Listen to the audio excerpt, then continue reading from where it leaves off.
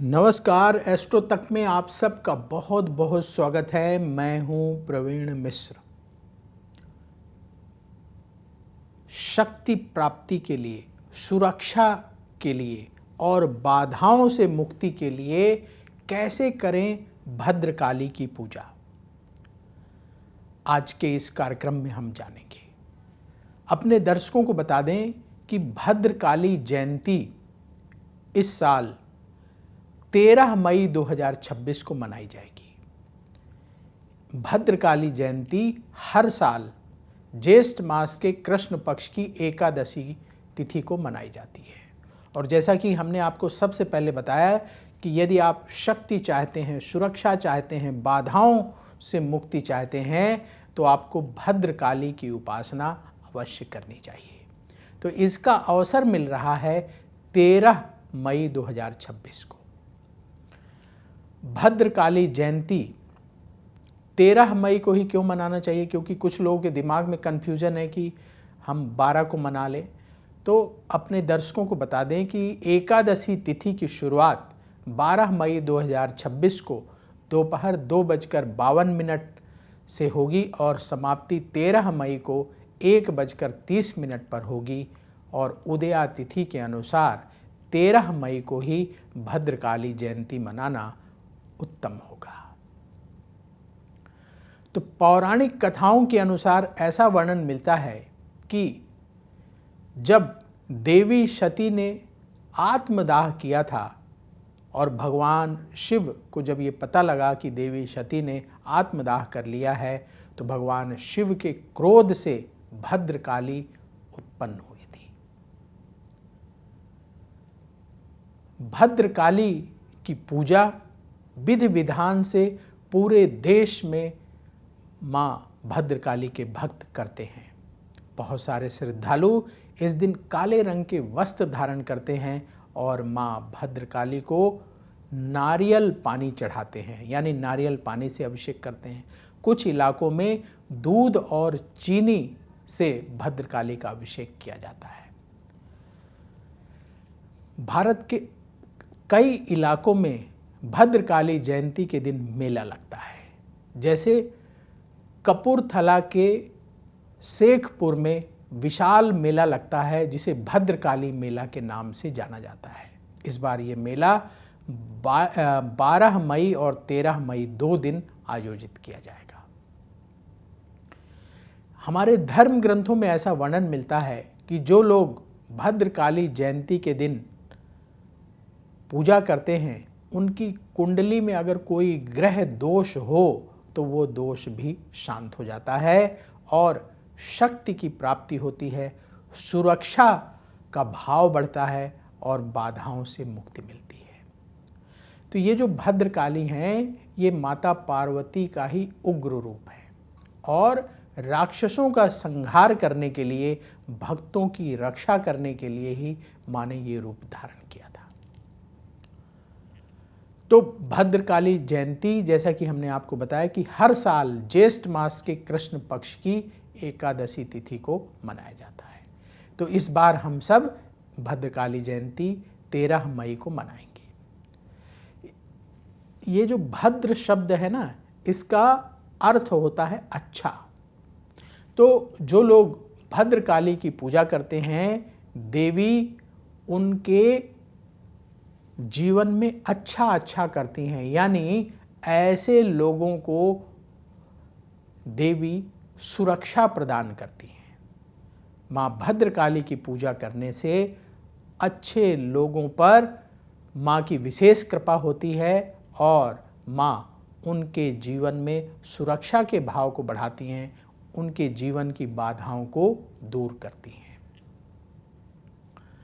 जैसा कि हमने आपको कथा बताई थी कि जब भगवान शिव को पता लगा कि देवी सती ने आत्मदाह किया है, तो बहुत क्रोधित हुए। और ऐसा धर्म ग्रंथों में वर्णन मिलता है कि भगवान शिव का क्रोध इतना ज़्यादा था कि उनके क्रोध से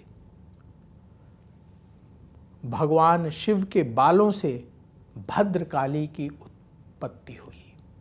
और भद्रकाली का जन्म राक्षसों का विनाश करने के लिए हुआ था। भद्रकाली ने धरती पर अत्याचार करने वाले, अन्याय करने वाले राक्षसों का विनाश किया था। आज के समय में लोग अपने जीवन से नेगेटिविटी दूर करने के लिए, शक्ति की प्राप्ति के लिए, जीवन की बाधाओं को दूर करने के लिए मां भद्रकाली की पूजा करते हैं। भद्रकाली जयंती का महत्व हमारे कई धर्म ग्रंथों में मिलता है। जैसे नीलमत पुराण में विस्तार से वर्णन किया गया है भद्रकाली के बारे में। ऐसा कहा जाता है कि भद्रकाली की पूजा करने से भक्त के जीवन की समस्त बाधाएं दूर हो जाती हैं, ग्रहों से संबंधित दोष समाप्त हो जाते हैं और भक्त की मनोकामनाएं पूर्ण होती हैं। इसलिए अलग अलग इलाकों में परंपरा, अपने इलाके की परंपरा के अनुसार लोग मां भद्रकाली की पूजा उपासना करते हैं।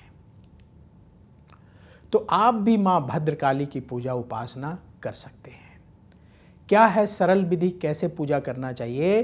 तो जैसे कि हमने आपको बताया कि 13 मई को भद्रकाली जयंती है। उस दिन सुबह उठें, स्नान करें और भद्रकाली की अगर मूर्ति है आपके पास तो उसका अभिषेक करें, या आपके घर के पास जो मंदिर हो वहाँ जाएं। अगर काली माँ की मूर्ति हो तो वहाँ जा कर के भी आप अभिषेक कर सकते हैं।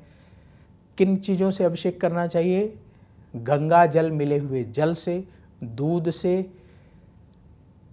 चीनी घोल लीजिए जल में, तो चीनी से या गन्ने के रस से, शहद से, घी से अभिषेक करें और इसके बाद फिर गंगा जल मिले हुए जल से अभिषेक करें।